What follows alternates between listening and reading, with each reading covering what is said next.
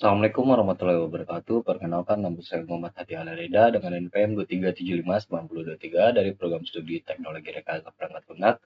Hadirnya saya di sini ingin mengerjakan tugas cloud computing yang dimana di sini untuk menjelaskan isi dalam dua video dalam tugas tersebut. Lanjut di sini. Di sini kita langsung mulai aja. You decide to draw up the differences between on-premise and cloud-based computing to make a better decision. When it comes to scalability, you pay more for an on-premise setup and get lesser options too. Di sini on-premise ini kita harus membayar lebih.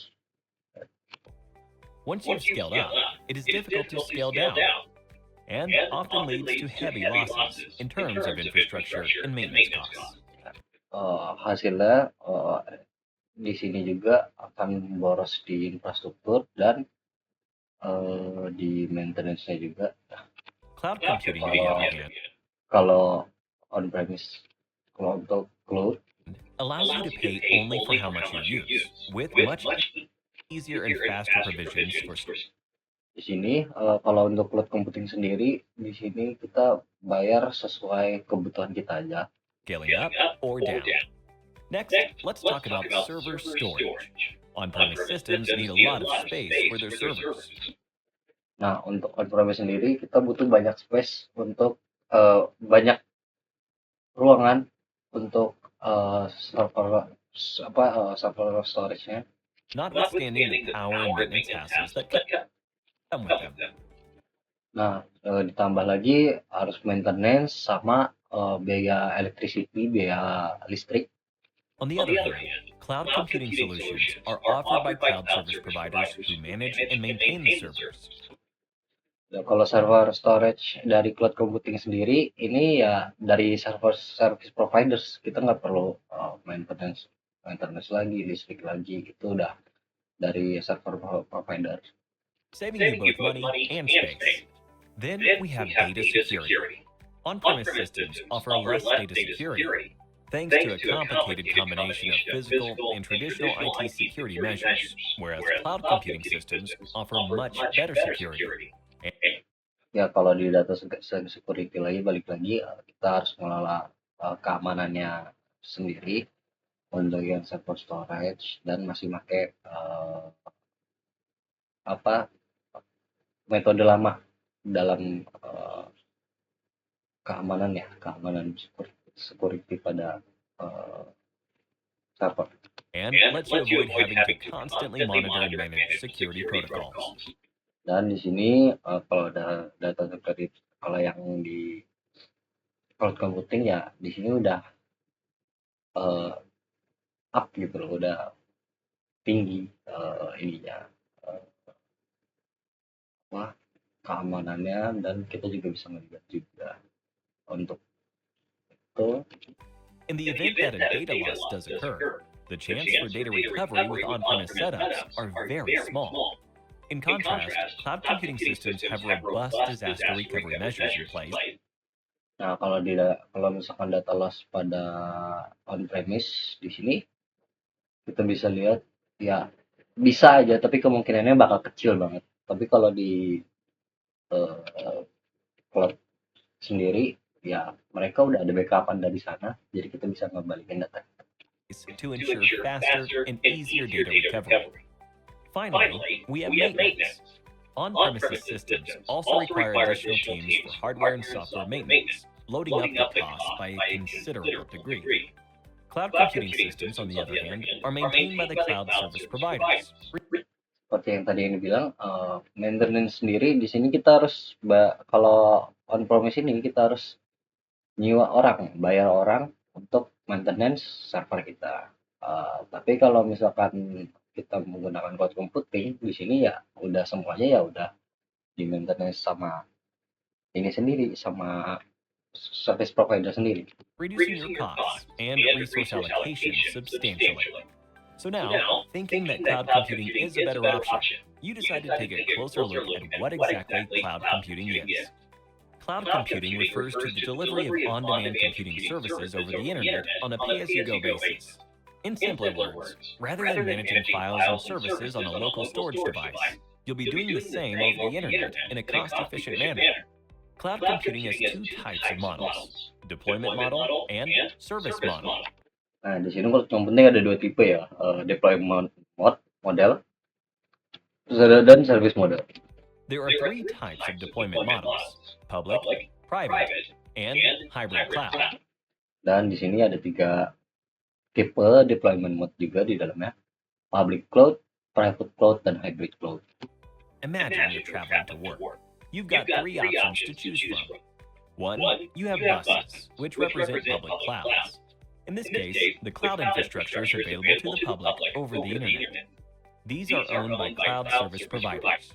2, then you have the option of using your own car. This represents the private cloud. With the private cloud, the cloud infrastructure is exclusively operated by a single organization. Nah, kalau di sini ada public cloud sendiri, ini ibaratnya ada sebuah busnya sendiri ini service provider ya. Jadi yang mengelola segala macam itu ya dari service provider. Dan untuk kalau private cloud sendiri di sini kita punya mobil pribadi dan ingin berpergian, jadi ya jatuhnya kita yang mengelola semuanya. Nah, itu urusan kita semua gitu. This can be managed by the organization or a third party. And finally, you have the option to hail a cab. This represents the hybrid cloud. A hybrid cloud is a combination of the functionalities of both public and private clouds. Nah, di sini kita bisa lihat juga kalau hybrid cloud itu ya setengah-setengah bahasanya. Kita dapat ini pakai public cloud setengah dan private cloud setengah. Jadi kita maintenance-nya ibaratnya seperti kerja sama lah seperti itu. Next, let's have a look at the service models. There are 3 major service models available, IaaS, PaaS, and SaaS. Nah, di sini ada 3 tipe service model yaitu IaaS, PaaS, dan SaaS. Compared to on-premise models, where you'll need to manage and maintain every component, including applications data, virtualization, and middleware, cloud computing service models are hassle-free. IaaS refers to infrastructure as a service. It is a cloud service model where users get access to basic computing infrastructure. They are commonly used by IT administrators. If your organization requires resources like storage or virtual machines, IaaS is the model for you. Nah, di sini kalau misalkan on-premise itu kan kita semua yang mengelola dari application, data, runtime, middleware, OS virtualization, server storage, networking. Tapi kalau IaaS itu kita cuma mengelola 5 doang, application, data, runtime, middleware, OS, untuk virtualization, server storage, dan networkingnya itu dari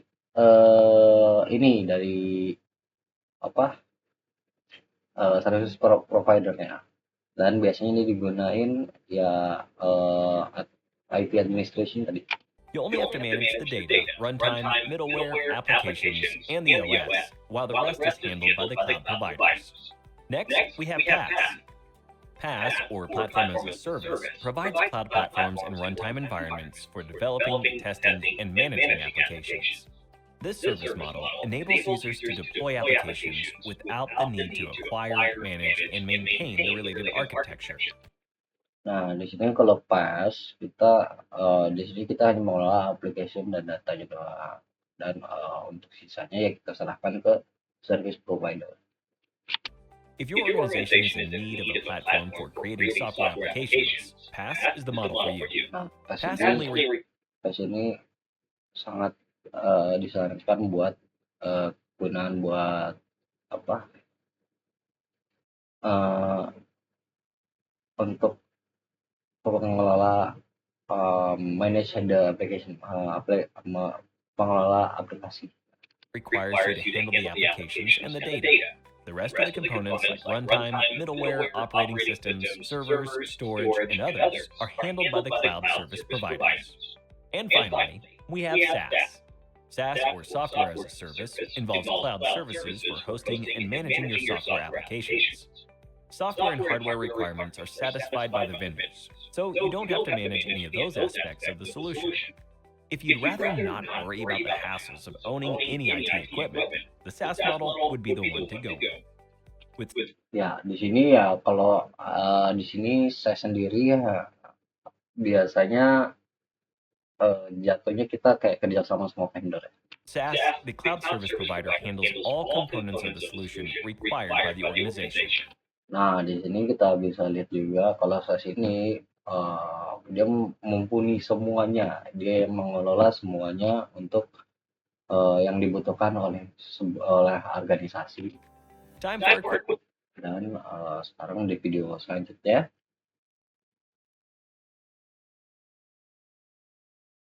Whenever I start projects, I usually start out on my favorite Type 1 or Type 2 hypervisor. Type 2, of course, being something that runs on your operating system, which is really easy to get going, and Type 1 being have some hardware in my own lab that I can actually run virtual server hardware to emulate things. But there does come a time when I had to migrate a lot of the applications to be something that I want to run in a more production or kind of testing environment where I can really get users to go. The preferred target nowadays is, of course, cloud computing. Now, something that I learned on my journey that I do want to share with you in this video, that if I ask you what cloud computing is, you'll probably say, hey, using some services in the cloud. But that is actually not it. There's something called the cloud computing model that takes advantage of all the necessary hardware, software, virtual networking, and other resources. That's really what forms the actual cloud computing model here. And when you want to do this process, it does take some effort to figure out the cloud architecture that you want to actually take on, or how you're going to achieve that. Now, I'm talking beyond what we like to call lift and actually started with. You have to understand some things to really get going, to really fit those. Let's get started with those. First, let's have the front end. Let's think of the front end as the actual UI, right? Front end applications, or as usual, we have a lot of APIs that really make up that first interface that actually works, where users interact with your application. Let's jump down to the actual networking, because Jadi ini untuk komponen-komponen sendiri ya kita bisa lihat juga dia yang mengelola UI dan API. you have to kind of think that people are coming in from the general cloud to your UI or API and talking to some kind of back-end resources, all right? And there's a bunch of other patterns here that goes into play. You can say back-end for front-end or actual data stores, but that brings up another great point. What do you mean by back-end, Jamil? There's a separate category that we do have. So the back-end is actually going to be all the services, I'll abbreviate that, the runtime environments, the storage, all the infrastructure. I'm going to abbreviate that, INFRA. Ya, di sini ya backend dia mengelola dari storage, environment-nya, runtime, sampai yang lain. All right, that goes, and maybe even some databases. So we're going to loop those all in Dan database. to one category there. So we have our front ends that talk to our back ends. We have the ability for all those pieces to kind of talk together, which I need to consider, all right, how they're going to function together. And then the last part is the actual cloud delivery model that I want to take advantage of. And when we get into this particular conversation, there were 3 different layers or tiers that I want to kind of, I had to evaluate and look at. The first we all know when we think about cloud is the actual SaaS, all right, and that's software as a service. So think about a lot of these services that are provided by the cloud provider that are there, and you usually just build based on the instances of the services that you want. You can have multiple services, but you really don't have to worry about any other hardware or software there, which is great, a relief to do, all right? But it comes with some considerations there. Next is the platform as a service, all right? And then we have the IaaS. I know, a lot of acronyms here, but infrastructure as a service. So, Ya. Bisa dilihat IaaS, PaaS, dan SaaS tadi sudah saya jelaskan juga. think about the infrastructure is the actual kind of like your actual Type 1 hypervisor. It's giving you all of the actual networking to figure out the all the servers, all the storage, everything that you kind of need to do, those bare bones stuff that you actually build upon. And usually when I'm on my Type 1 hypervisor, I may use those resources to build all the tool sets that I want in. And that's kind of similar, analogous to the platform as a service, which is the PaaS, which is going to be all your infrastructure resources plus software. All right, all the tooling that needs to kind of make these applications run effectively there. So, taking my application, I have these 4 different consumption areas components that I have to think about: front end, back end, the networking, and of course the actual tiers that I want to take advantage of there. How deep I want to go in, and then the next thing you have to do is, all right, now I have those components. How do I want to consume the particular tiers of the cloud? And for hardware, jump in, get environment where you have power there. They're all sharing these actual resources, and that's all taking a step up to say, hey, use, but I'm going to require resources there. So get that expertise in service to run some model here, or database that resides data that you want in another location, and you want to connect actually up to the actual cloud for that. And that's done through, that's often another application solution and the components, many plethora of apps that are, what is my cloud? The first one I had, they are together. Definitely, I want to easily get going doing those services because again, thing they do, it's a great strategy, but definitely come up with the application you're building. My hypervisor out there, they want to say reset, and that name say there, that the type of service platform, and that you private or it could sources, their own dedicated that are there. You want to use Mungkin dari saya itu saja karena di sini itu sudah tidak perlu dijelaskan lagi karena aspek yang di sini ini sudah ada di video sebelumnya, yaitu yang di upload ke Kementerian Seksi.